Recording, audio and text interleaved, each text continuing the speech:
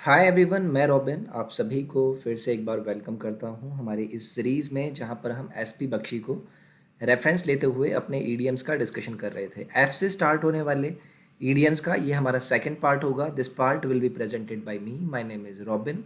तो चलिए हम अपने सेशन को स्टार्ट करेंगे। तो देखिए, पहला जो ईडीएम आपको दिया गया है वो दिया गया है fools is errand. Fools is errand का आपको अगर अर्थ पूछा जाता है एग्जाम में तो इसका अर्थ होता है अगर आप कभी भी एक ऐसा डिसीजन लेते हैं जो कि आपके लिए बहुत ही यूजलेस साबित होता है। जैसे कि एग्जाम्पल के थ्रू आप यहाँ पर समझने की कोशिश कीजिए। His visit to the States to earn money proved to be a fool's errand. अब देखिए, इस फूल्स एरेंड को याद रखने के लिए अगर मैं आपसे कहूँ, इसके ओरिजिन की मैं आपसे बात करूँ, तो फूल्स एरेंड का एक अर्थ ऐसे निकलता है कि पहले तो फूल का अर्थ आपको पता है कि किसी पर्सन को लेके मैंने बात करी। फिर उसके बाद एरेंड की बात करूं तो मैं किसी टास्क को लेकर बात करता हूं। तो यूजुअली क्या करते थे उस मतलब पहले के लोग, कि अगर किसी को उन्हें कंफ्यूज करना होता था, किसी का टाइम वेस्ट करना होता था, तो किसी एक ऐसे ही फालतू आदमी को ऐसे बहका के किसी ऐसे मतलब व्यस्त आदमी के पास भेज देते थे कि ताकि उनका टाइम वेस्ट हो जाए।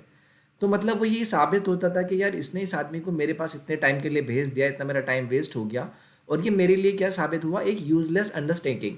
मतलब मैंने इसे बात करना स्टार्ट किया और मेरा बहुत सारा टाइम या बहुत सारा जो भी मेरा वहाँ पर टाइम या एनर्जी वेस्ट हुआ वो एकदम मेरे लिए यूजलेस साबित हुआ। तो यही यहाँ पर आपका अर्थ निकला।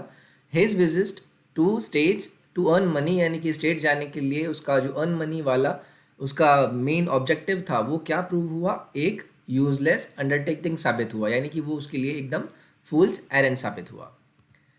नेक्स्ट है आपका फॉल फाउल ऑफ। तो देखिए, फॉल फाउल ऑफ का अर्थ होता है अगर आप किसी के साथ बहुत ही अच्छी मित्रता में रहते हैं लेकिन अचानक से आपके बीच में कुछ क्या आ जाती है, कड़वाहट आ जाती है। तो वहां पर आप बोलेंगे कि you have fallen foul of that guy, यानी कि you have fall foul of का अर्थ हो गया आपका यहाँ से टू क्वेरल। एग्जाम्पल के थ्रू समझिए। दे वर वंस बॉसम फ्रेंड्स, यानी कि बहुत ही चड्डी बड्डी थे वो, एकदम बहुत ही अच्छे घनिष्ठ मित्र थे। लेकिन now they have fallen foul of each other, लेकिन नब उनके बीच में क्या हो गया है, कटुता आ गई है, झगड़ा हो गया है, क्वेरल हो गई है। They have fallen foul of each other. तो यहाँ पर ये हो जाएगा आपका इडियम।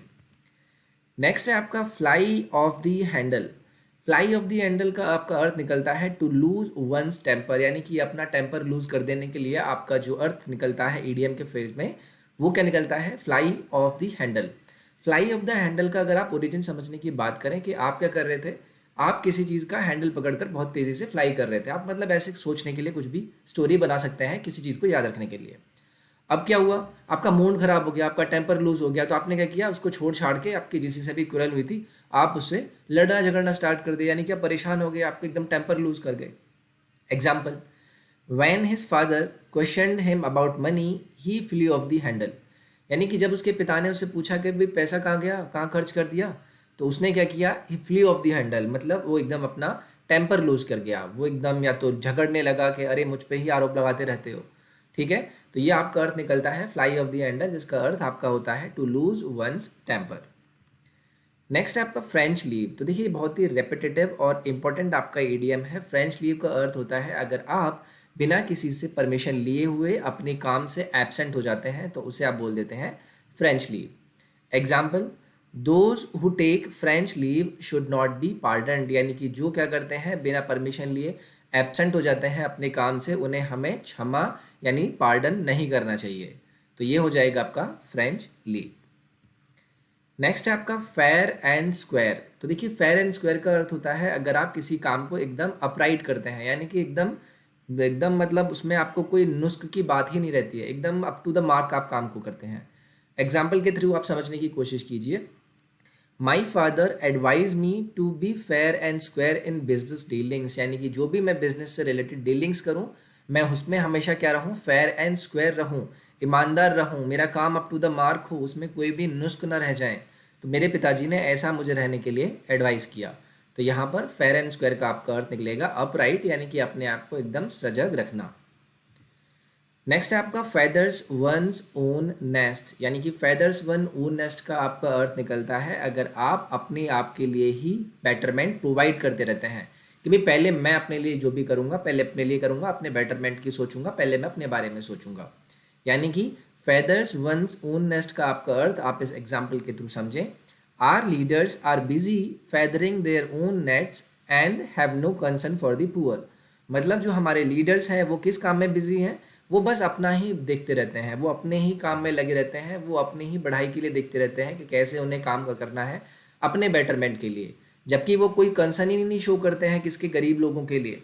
तो ये हो जाएगा आपका फेदर्स वंस ओन नेस्ट, मतलब अपने ही बढ़ोतरी में लगे रहना। नेक्स्ट है आपका फ्रॉम पिलर टू पोस्ट। तो देखिए फ्रॉम पिलर टू पोस्ट का आपका अर्थ होता है to rush in all directions and suffer much harassment. मतलब आप इधर उधर भटकते हैं, जैसे कि आप बैंक में जाते थे पुराने टाइम पर, तो चीज़ें बहुत ज़्यादा क्या होती थी, आपकी ऑफलाइन काम पर डिपेंड करती थी। आप पहले इधर जाते थे, फिर दूसरी तरफ जाते थे, फिर इधर जाते थे, मैडम इधर नहीं होगा उधर जाइए। तो मतलब आप हर डायरेक्शन में रश करते रहते थे और हैरेसमेंट आपका एक तरीके से होता था। Example, you may rush from pillar to post but you stand no chance of getting what you want without a bribe. यानी कि आप बिल्कुल ट्राई करते रहिए कि मैं इधर उधर भटकता रहूँ, ये काम करूँ वो काम करूँ, उसके पास जाऊँ उसके पास जाऊँ, बट देखिए आपके पास कोई चांस नहीं है कि आपका काम हो जाएगा जब तक आप क्या रिश्वत नहीं देंगे। तो ये आपका यहाँ से एग्जाम्पल निकलता है और आपको अर्थ यहाँ से क्लियर होता है। फ्रॉम प्लर टू पोस्ट का आपका अर्थ निकलेगा to rushing in the all directions and suffer much harassment. Next है आपका foot the bill. Foot the bill का अर्थ होता है अगर आप किसी एक्सपेंस को क्या करते हैं, भरते हैं। Example, although he hosted the feast his brother had to foot the bill. यानी कि जो फीस्ट पार्टी आपने रखी हुई थी वो क्या करी थी, किसी और ने रखी थी, लेकिन उसके भाई ने क्या किया, फुट द बिल किया, यानी कि उस एक्सपेंस को जो भी उस पार्टी में उस फीस्ट में आपका खर्चा आया था उसके भाई ने उसको पे किया। तो फुट द बिल का अर्थ होता है जहाँ पर हम एक्सपेंसेस को बियर करते हैं, यानी कि खर्चाना भरते हैं। नेक्स्ट है आपका फेयर वेदर फ्रेंड। तो देखिए फेयर वेदर फ्रेंड का आपका अर्थ निकलता है कि जो वैसे दोस्त नहीं होते हैं जो कि सिर्फ अच्छे टाइम पर आपका काम में आते हैं, तो उन्हें आप बोलते हैं कि अच्छे मौसम में जो हमारे साथ दोस्त रहता है वो, यानी कि सेल्फिश फ्रेंड।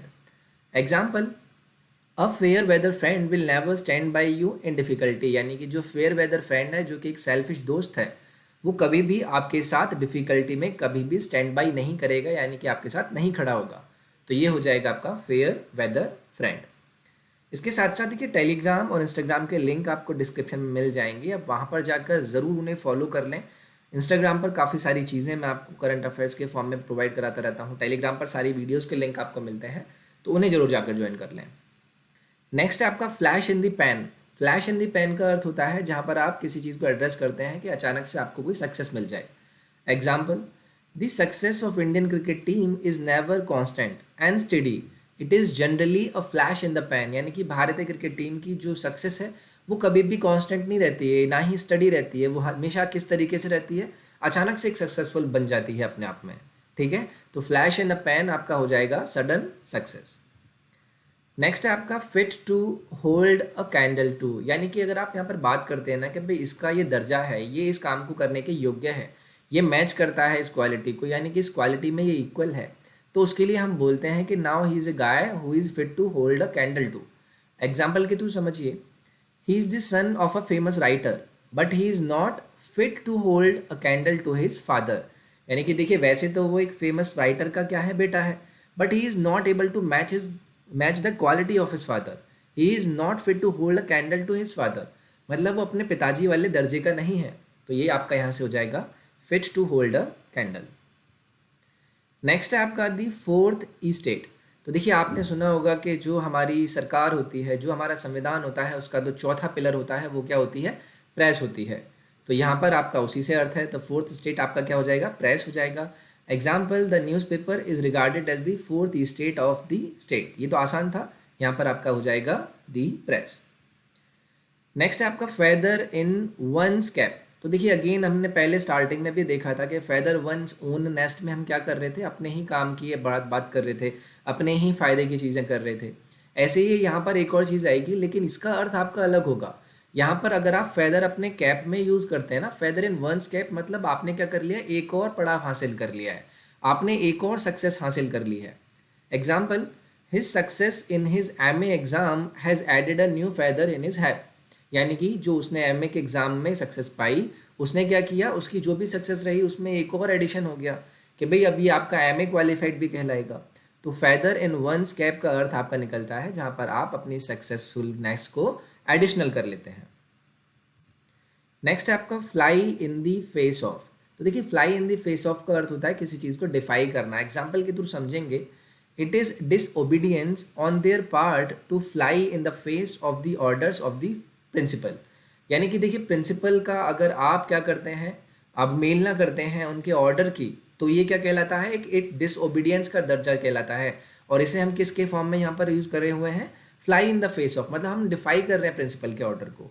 ओके, तो fly in the face of मतलब यहाँ पर आपके सामने क्या है, एक फेस है, एक चेहरा है, और आप उसके सामने क्या कर रहे हैं, उड़ जा रहे हैं, मतलब आप उसको एकदम मान ही नहीं रहे हैं वो क्या कह रहा है, क्या कहना चाहता है। ऐसे करके याद करने के लिए जस्ट एन केस आप इसे ऐसे करके समझ सकते हैं। तो fly in the face of का अर्थ होता है किसी चीज़ की डिफाई करना, यानी कि किसी चीज़ को अवमानना करना।